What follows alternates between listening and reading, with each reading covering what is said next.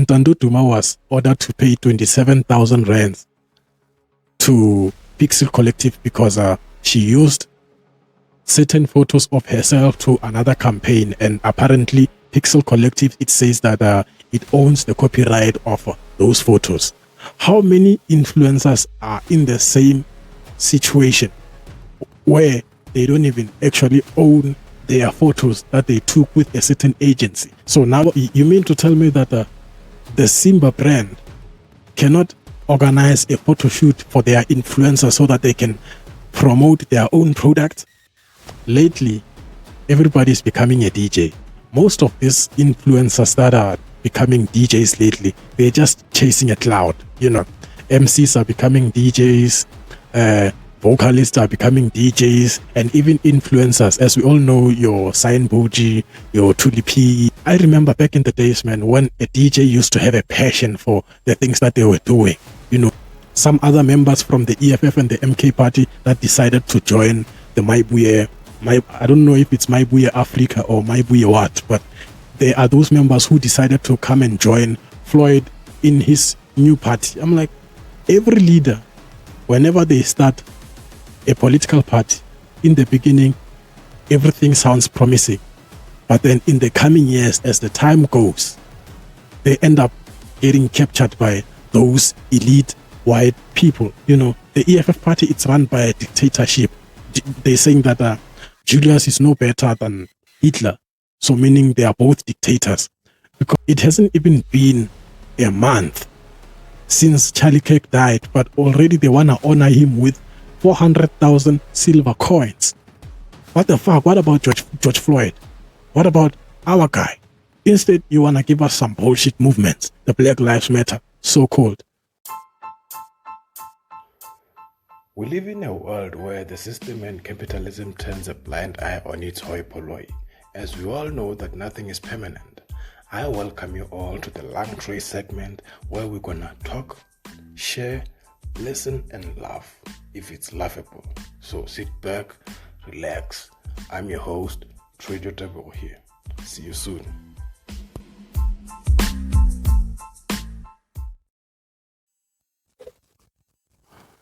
Wait, are we live already?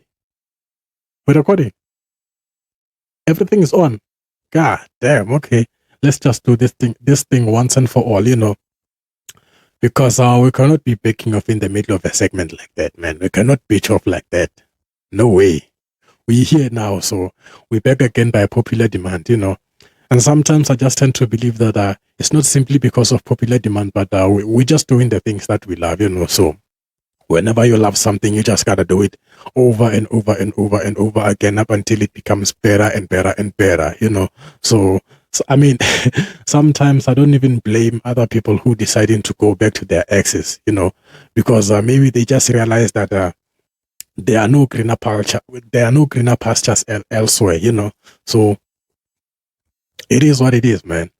And by the way, welcome back to the LungTrey segment. Remember, this is the segment we're going to be talking, listening, sharing, laughing. If it's laughable, niggas.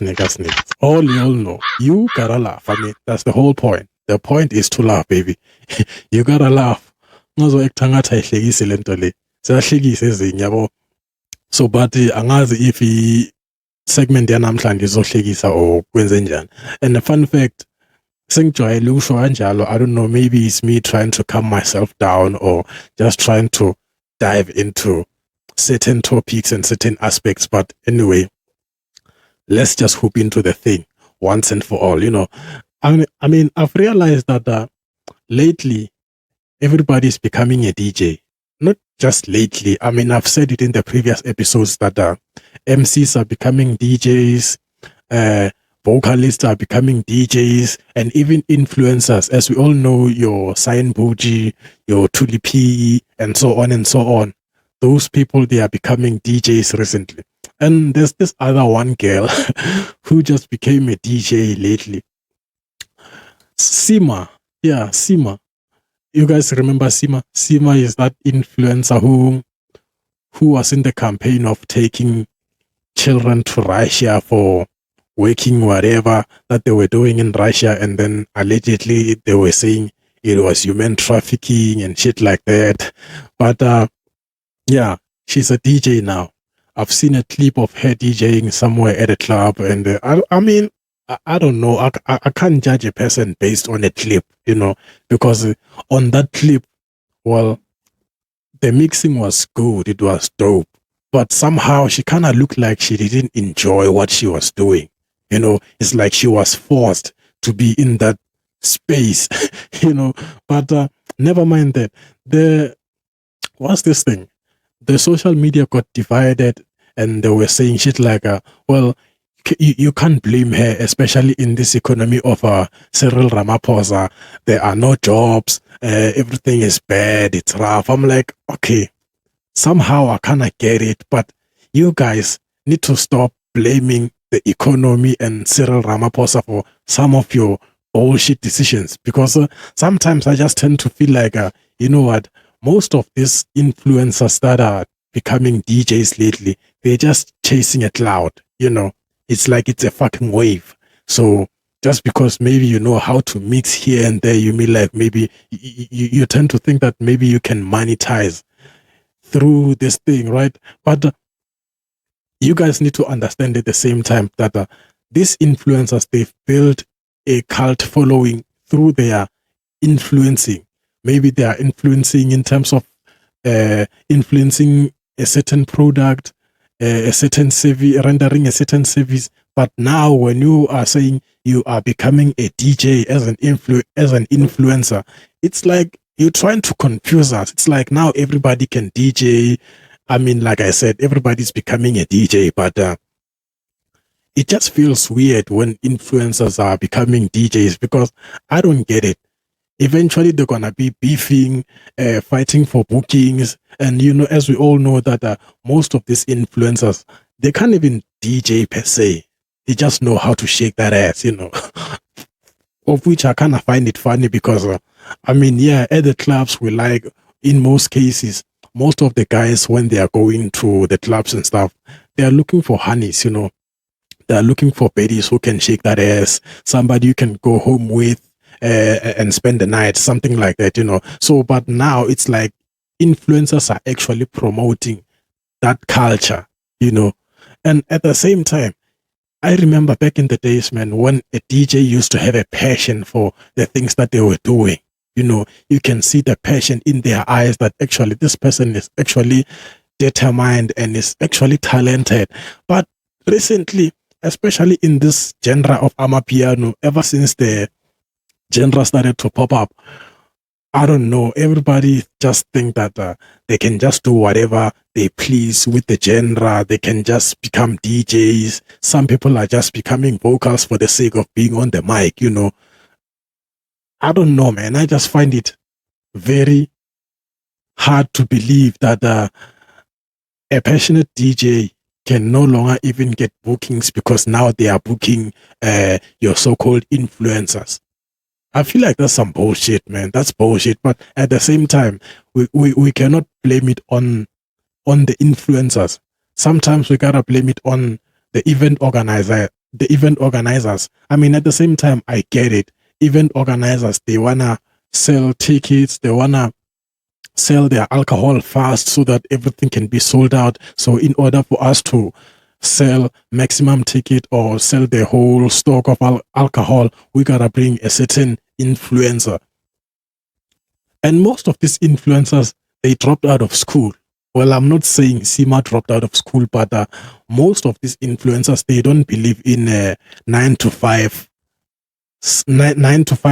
thing where somebody gotta wake up early in the morning, go to work, and then come back late, because some of them, they just realize that they can actually make that money within a day. They can make a salary money within a day or within a week, something like that, just to shake that ass on the internet, or just be in front of the people and play some horses there. People, I mean, the crowd might complain, but as long as the music is good, the music is dope, you've done your work, right? So, but most of these influencers, they are not even passionate of the things that they are doing.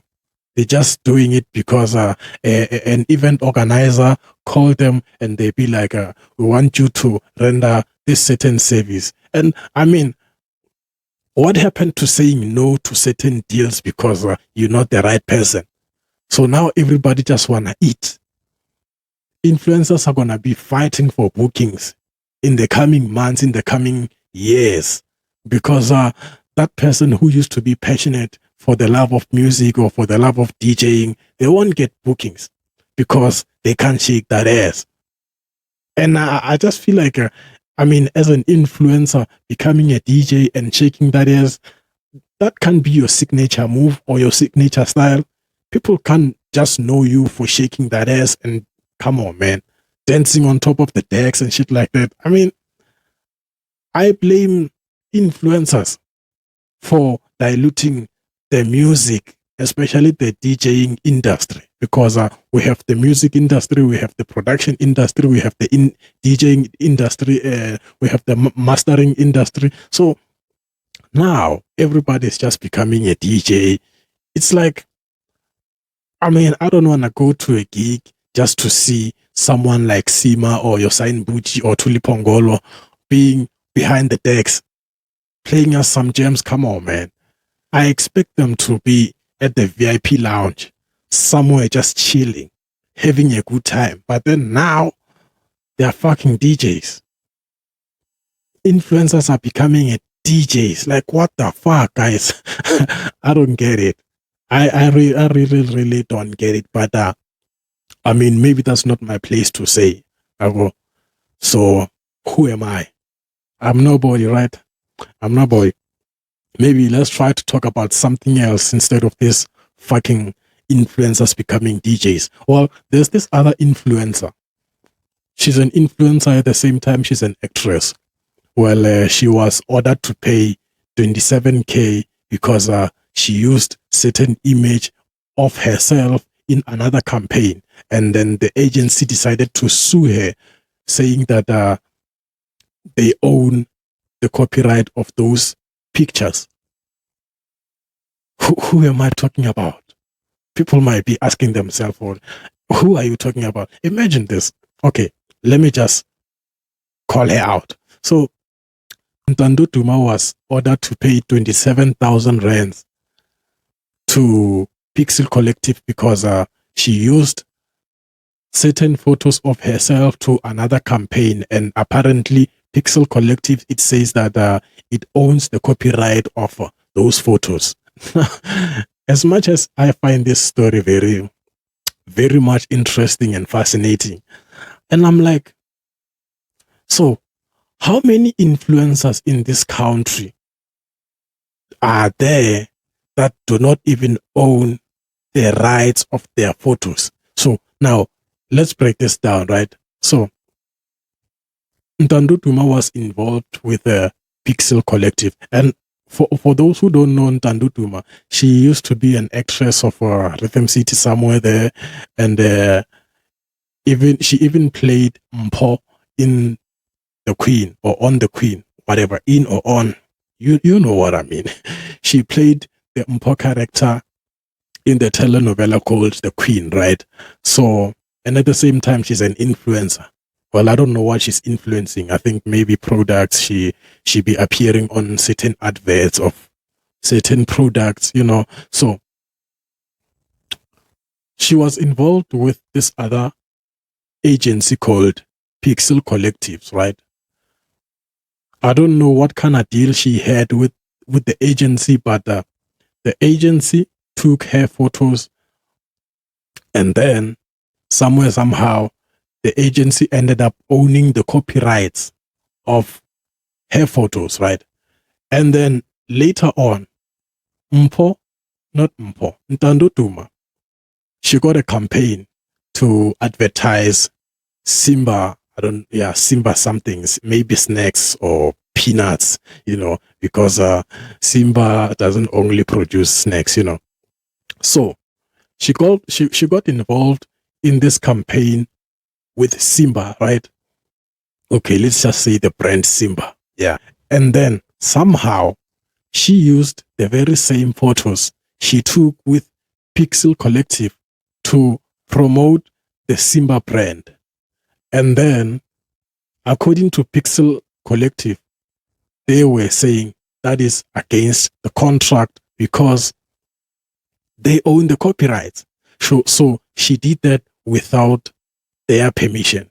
I don't know if she was supposed to go back to Pixel Kollective and ask for permission so that she can use the photos to the other campaign or whatsoever. But my thing is, you mean to tell me that the Simba brand cannot organize a photo shoot for their influencers so that they can promote their own product? I find it very odd that she went to an extent of using the photos that she took with the other agency to the other campaign, which makes me wonder, how many influencers are in the same water, but because it's not in the public yet? I mean, so if an agency decides to take photos of you, somewhere, somehow, you don't own those photos. I mean, with the Copyright Act, that's a very smart move. But imagine now they're saying, I don't own the pictures of me because I didn't take them. Like, what the fuck? This is me on the picture. How can I not own my own photos? I find it very tricky and very odd to believe that actually that happened. And the Pixel Collective ended up saying that, you know what, you gotta pay us 200K. And then when the matter went to court, they ended up saying that actually, you know what, Pixel Collective is wrong for saying she gotta pay 200K. I mean, I get it. It's somewhere, or maybe, just maybe, Pixel Collective is mad that the Simba brand didn't approach them personally. Instead, they went to one of their influencers, and then by default, somehow, maybe, or willingly so, or maybe it's because she liked the photos, she decided to run with those kind of photos. I'm like, so even you, Ntando Duma, you want to tell me that you don't have enough cash or enough credits to actually organize yourself a different photo shoot? I find it very odd and very wild that, you know what, she doesn't even own the pictures. So I still ask myself, how many influencers are in the same situation where they don't even actually own their photos that they took with a certain agency? So now you mean to tell me that you cannot use those photos to promote a different brand because now the agency owns the photos? That's very odd, right? It's very wild. And at the same time, when Pixel Collective decided to break down the administrative fees, they were saying that, in terms of those photos are concerned, you gotta pay the charges for the camera lights, the equipment, the administrative fees, and the photographer, all those things. So basically, they wanted to say, well, okay, suppose, let's say, this podcast, somewhere, somehow, it ends up running a certain campaign for a certain brand. So LungTrey Studio is gonna come and sue me for using this certain clip to promote a certain brand, and then they end up saying that, we gotta charge you for the mics, the camera, and the lights, and the mixer, because you used the clip without our permission.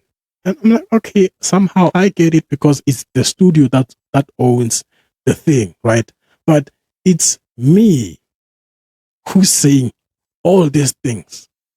It's not like the Pixel managers, or it's not like the LungTrey Studio managers who are sitting here saying that, this product, da da da da da da da da. It was her in the photos, but because it's the agency that crafted or that took those photos, they have a say was like, wow, that's a very interesting thing to say. So meaning if you want to run with a different brand, you have to go back to the original agency and be like, listen, guys, I got this offer and I want to use this certain image, this certain photo to actually promote a certain brand. I was like, wow. Wow. I mean, somehow it makes sense, but to the influencer's point of view or the host's point of view, it's like, man, that's a daylight robbery. So now I gotta pay you for using the pictures of me in another brand. Come on, man. Come on. I just find it very fascinating because it is an interesting story. I was like, wow, can that actually happen? Well, guess what? It did happen. It did happen. So, but anyway, I don't want to try to talk a lot about the influencers culture and the influencers world, because I'm not an influencer. I'm just thinking out loud. I'm like, you know what? Did that actually happen? Wow. So how many influencers are there that they don't even own their photos? So their photos are owned by a certain agency that actually took the photos. Like, wow. Meaning now as an influencer, in order for you to run with your own image, you have to have your own production. You have to come up with your own makeup artist, your own camera crew, your own equipment and stuff like that so that you can actually run your own. Wow, that's actually interesting. I mean, somehow I get it. I get it. I'm not really that surprised. I'm just like, interesting, right? That's interesting.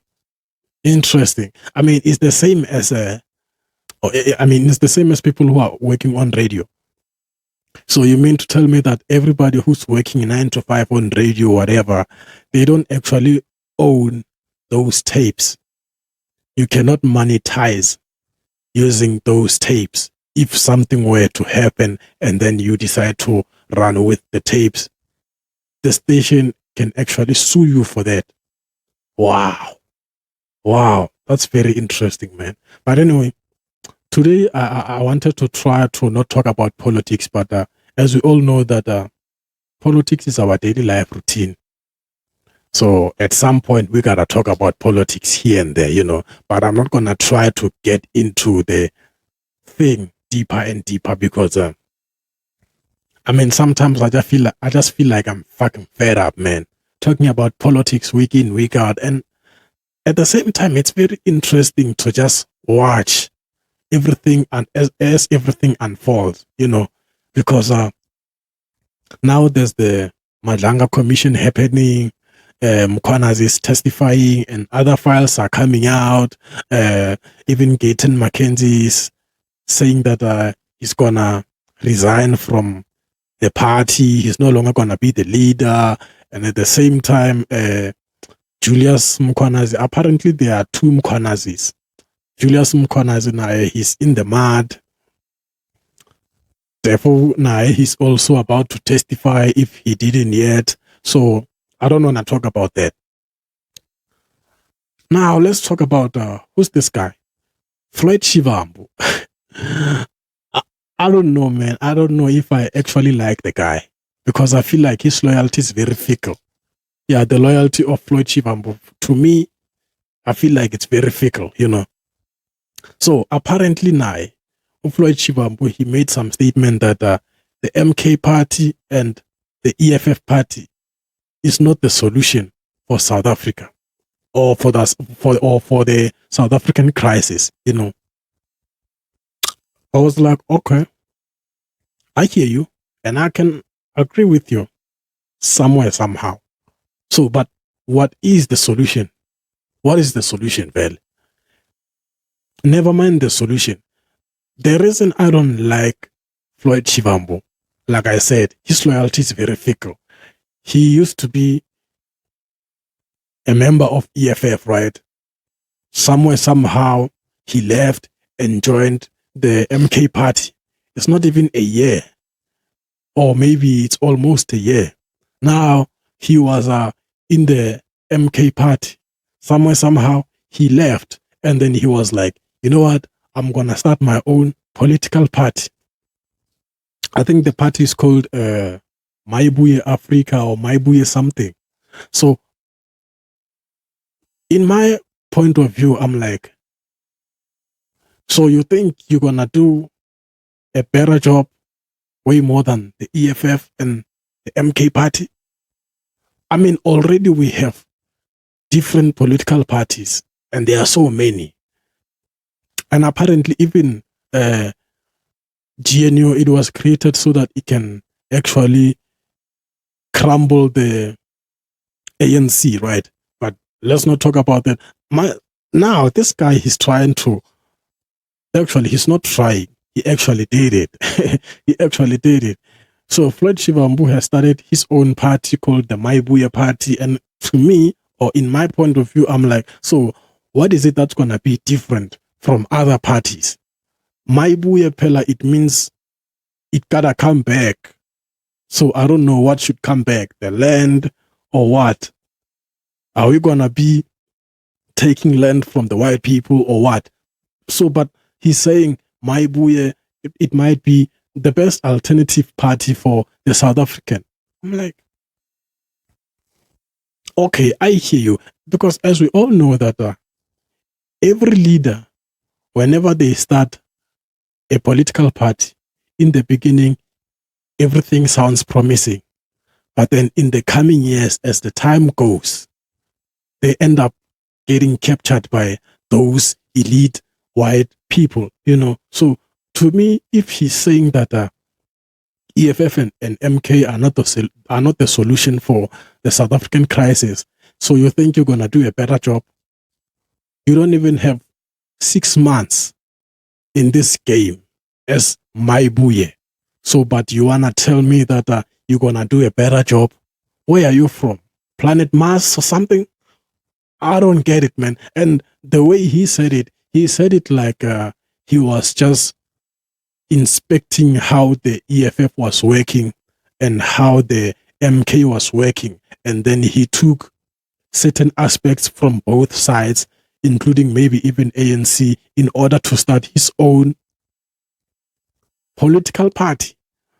Meaning he doesn't have accurate views of his own. Instead, he's taking views from the MK party and the EFF party and then try to reassemble or restructure certain aspect. What the EFF was not doing, we're going to do it. What the MK was not doing, we're going to do it. And apparently there are even some other members from the EFF and the MK party that decided to join the Mayibuye. I don't know if it's Mayibuye Africa or Mayibuye what, but there are those members who decided to come and join Floyd in his new party. I'm like, so what is it that you are bringing to the table as a newbie? Because the party is still fresh. Everything might look or sound promising, but as time goes on, we all know what's happening. We all know who's funding all those political parties. Criminals and the mafias and the taxpayers' money, they are funding those political parties. But what's going to be different about this party? What's going to be different about you? Because, I mean, somehow I kind of get it, right? I kind of get it that you cannot enter into someone else's house and then try to change laws. I mean, you cannot come to my house and then tell me that, well, actually, you know what? You got to move this thing to there. You got to change this thing to there. You got to change the paint. I'm like, nigga, who the fuck you think you are? This is my house. So I feel like maybe the guy was just too arrogant to a point where EFF kicked him out. And then in the media, they're saying that he left. Even in the MK party, I'm sure he did the same, to a point where they kicked him out, but then he's going to say he left, right? And some people might even say that the EFF party, it's a dictatorship party, whatever. The EFF party, it's run by a dictatorship. They're saying that Julius is no better than Hitler. So meaning they are both dictators. Because even late last week, there are some members, 34 members, who just stormed out of the meeting somewhere. I forgot the name of the meeting. And then afterwards, the EFF decided to cut them loose. So these people, they were not agreeing with the point of view of the EFF. Meanwhile, they are in the party. And then because you don't agree with this terms or with this point of views, you got to go. And somehow, like I am saying, I get it. If you're going to come to my house and try to change shit, I'm going to kick you out. But now, political parties now are starting to become like business. It's a money laundering business. But then they are playing with the nation's best of interest. I feel like it's bullshit, man. This guy trying to... why can't he just be like Mkwanazi and whistleblow all these motherfuckers? You don't see Mkwanazi saying that he want to start his own SAPS. Instead, he's exposing the people who are inside the SAPS. So now, Floyd, he just decides that, you know what? I'm not going to expose you within. I'm going to expose you from the outside. So, but we all know, everybody got skeletons, right? That's what they're saying. So now this guy is just deciding that he's going to start his own party and then try to talk shit about the other parties.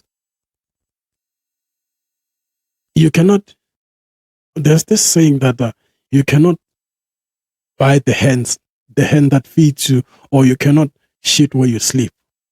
So this nigga decided to leave, but he forgets that he left some skeletons wherever he was at. I don't know, man. This sounds like a media stunt for him to say that the MK party and the EFF party is not the solution for the South African crisis. So Mayibuye is the solution. Mayibuye ini, kubuya in. We don't even know. We don't even know, man. I don't know. We don't even know, and I don't know. So I'm sure even him himself, he doesn't know what we are in. He doesn't even know, because if Malema we land, the EFF party was the right party for that agenda. Well, I don't know what the MK party's agenda was, because as we all know that JZ is a cult. Whatever he's gonna say, people gonna follow. So I don't know what's happening, man. It's just a fucking shit show, you know. So there's this story that made it to the news. I don't know what Charlie Kirk. Yeah, I don't know what Charlie Kirk's agenda was. I've read somewhere and I've seen somewhere that the guy is an activist, right? Or he was an activist, because he just recently got shot and died on the spot, something like that, you know. So, but then on the media, they are saying that some of his views, they were just very surprising, and they were very wowing. You know what? Actually, you know what? Let me just say this. Like I said, I don't know who Charlie Kirk is, what his agenda was, but recently he's no longer with us, right? So the legislation in the US has filed a certain thing.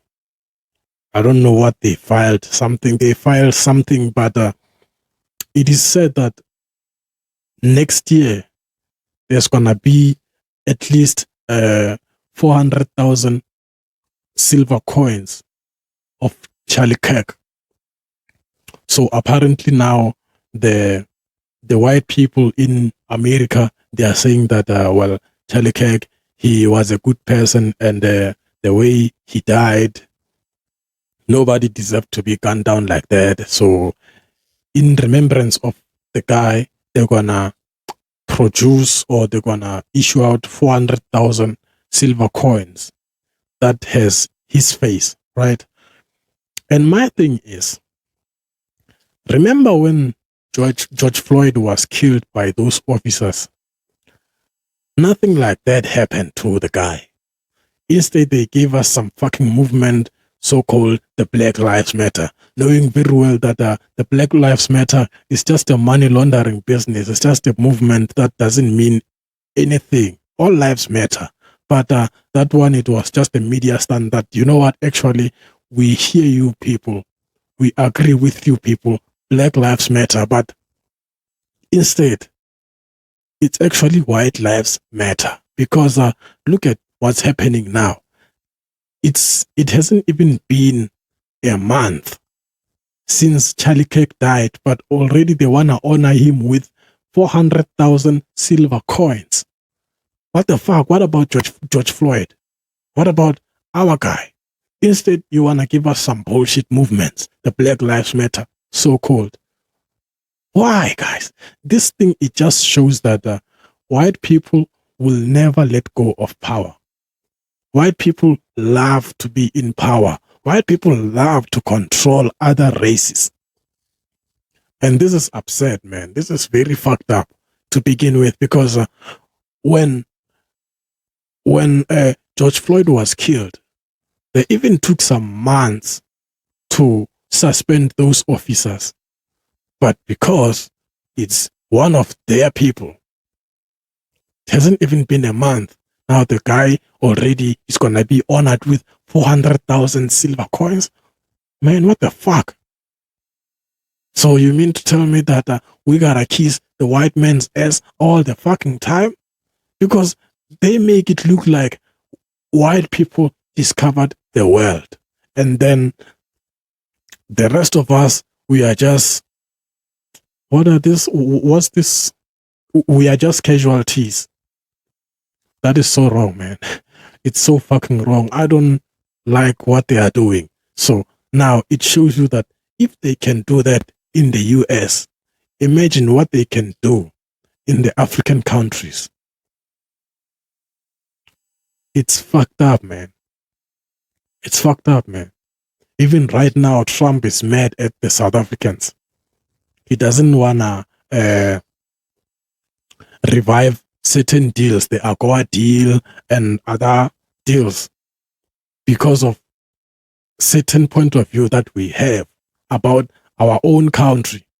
You're trying to control us in our own country. Meanwhile, we don't even live in this country. Man, get the fuck out of here, man. This is just wrong, man. It is so wrong to begin with. But anyway, today's segment, I feel like it's different. It's weird. Or maybe it's because my vocal cord had kind of closed, because I can barely speak. Every time I open my mouth, I get so sore. It's very painful. So I just try to do the segment because they called me in the studio and they be like, well, you gotta do something. You gotta do something. It's been a while you've been in the studio, so you just gotta say something, you know. And I know last week I said that I was gonna try to tell you about how I got out of my parents' house, but my calls do not agree for me to speak much longer, man. After all this shit show that we've been talking about, I just feel like maybe that one, it deserves a special episode separate, you know. So maybe we're gonna try to work something, maybe during the week, I don't know. I'll wait for their calls, because I don't just decide to come here. They call me and they be like, nigga, you gotta do a show. And then they try to trick me by saying, well, it's by popular demand. No fucking thing called a popular demand, man. These people don't want us. They don't want us. But because we're doing the things that we love, we are here. And I'm here. And anyways, this is me and this is you. I'm out, motherfuckers. Peace out, man. God damn. Trejo Tebugo from Turf Loop. but currently residing in Brakpan. I'm a scriptwriter and a filmmaker. I've always wanted to study film and TV production, but due to lack of funds, I ended teaching myself how to write scripts, shoot, edit, and direct short films and podcasts. I started a YouTube channel, LungTrey Studio, where I shoot short films and podcasts on my Samsung